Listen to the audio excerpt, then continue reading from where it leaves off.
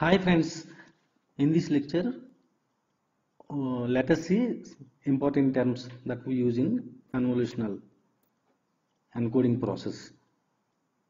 First one is the code rate R. Code rate R is equal to K over N. K is the number of message bits we process at a time. Number of message bits we process simultaneously. Either we process 1 bit at a time, 2 bit at a time, 3 bit at a time. So we can define the value of K. N is the number of encoded output bits. How many outputs bits are produced in this encoding process?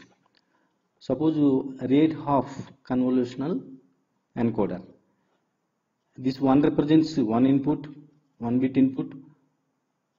This two represents output bit. So for each one input bit, encoder produces two output bits. So encoder operates on one bit at a time. So this is the meaning of rate half convolutional encoder. 1/3 convolutional encoder. Here the value of small k, this is 1. That means we process one bit at a time. For each one bit we produce, this encoder produces 3 output bits.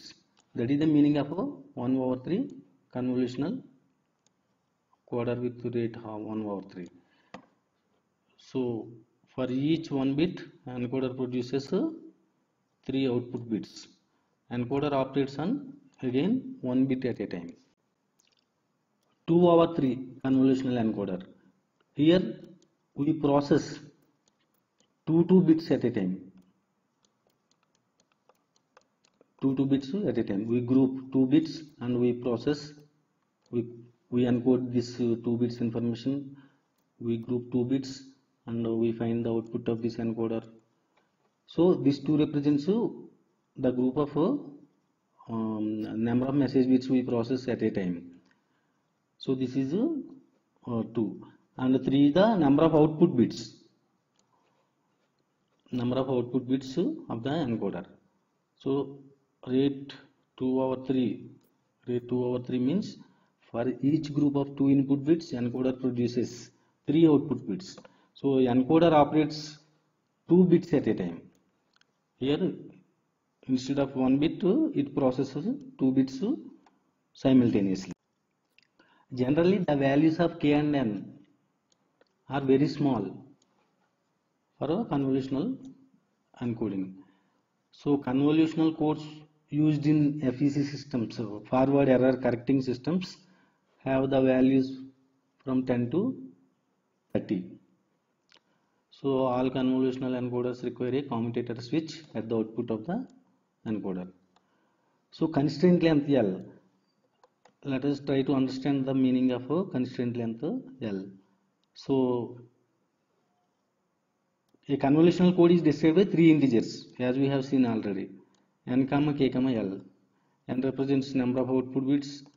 K is the number of message bits we process at a time, and L is the constraint length of the convolutional encoder.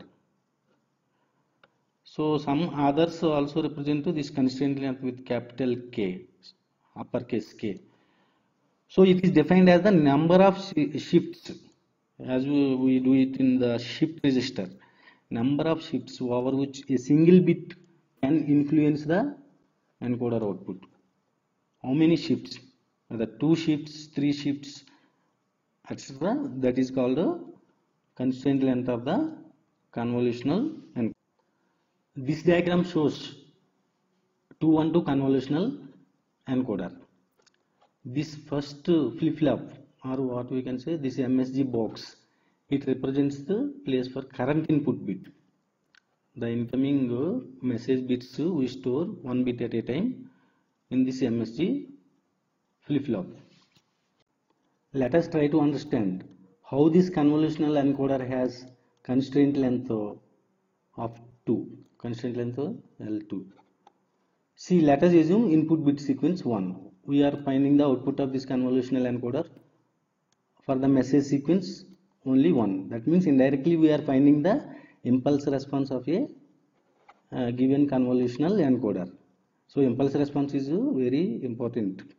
Indirectly we are finding impulse response of the encoder. We are assuming input bit to 1. So initially the all zero state, the shift register will be at all zero states. Initially it will be 0 0 0. We assume initial condition all zero state. Then place input bit 1 into the message MSG flip-flop. Here simply we are placing, this is the place for current input bit.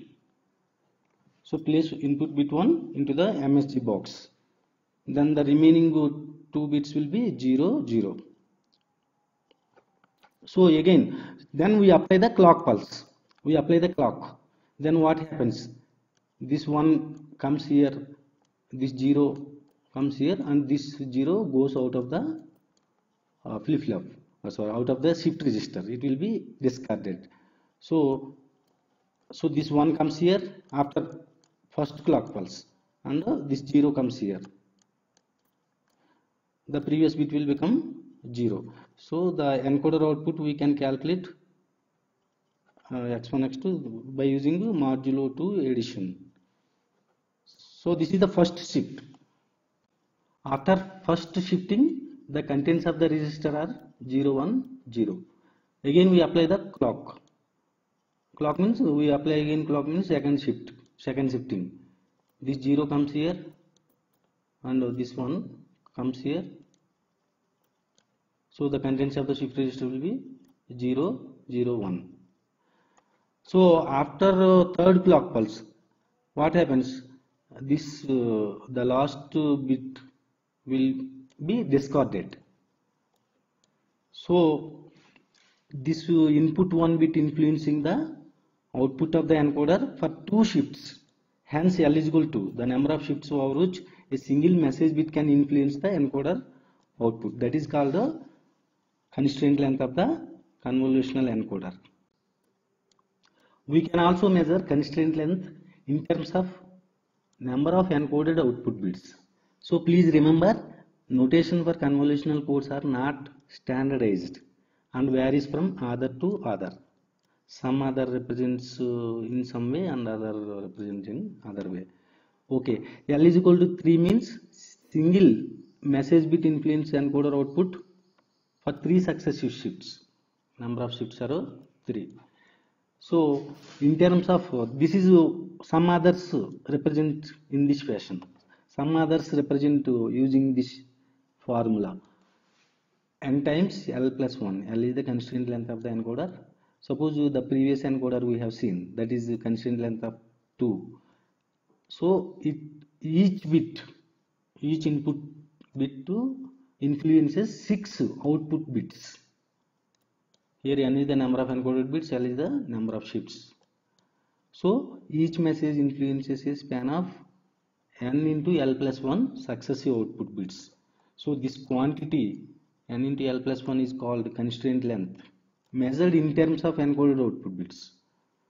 Please remember. So L is the encoder's memory or number of bits used to represent state of the encoder. So some others represent constraint length in terms of number of shifts over which one single input bit influences the encoder output, and some others they represent constraint length in terms of encoded output bits, and also representing diagram representation of the convolutional encoder, 2-1-2 convolutional encoder. Some others represent like in this fashion, some others represent in this fashion. Both represent to 2-1-2 convolutional encoder. Please remember. Code dimension of the convolutional encoder. We represent with n, k, l. N is the number of output bits, number of message input bits we process, and L is the constraint length of the encoder. Examples we can see 2-1-3 convolutional code, 3-2-4 convolutional code, 3-2-1 convolutional code. In practice, n and k are small integers L is varied to control the capability and complexity of the convolutional code. See here 3 to 1 code. Here n is 3, that is, and number of message bits, number of input bits we process 2 at a time. Each 2 bits, suppose this is the input 10 10 11 10. Each 2 bits produces 3. This 2 bits produces 3 output bits. This 2 bits produces 3 output bits. This 2 bits produces 3 outputs. So total number of output bits will be 3 plus 3 plus 3. This will be 12 output bits will be produced for 6 input bits by this convolutional encoder. Here 3 to 4 code. Again here we process 2 bits at a time. Constraint length of 4, and each 2 bits produces 3 output bits. 213 convolutional code. The constraint length of 3, each input bit produces 2 output bits. We process 1 bit at a time, and the output for each input bit will be 2. So this is the meaning of a code. If you want PDF files of my video lectures, please visit www.engineerstutor.com. For PDF link, see description of the video. You can also write to me at rkgopal2020@gmail.com for any doubts and queries.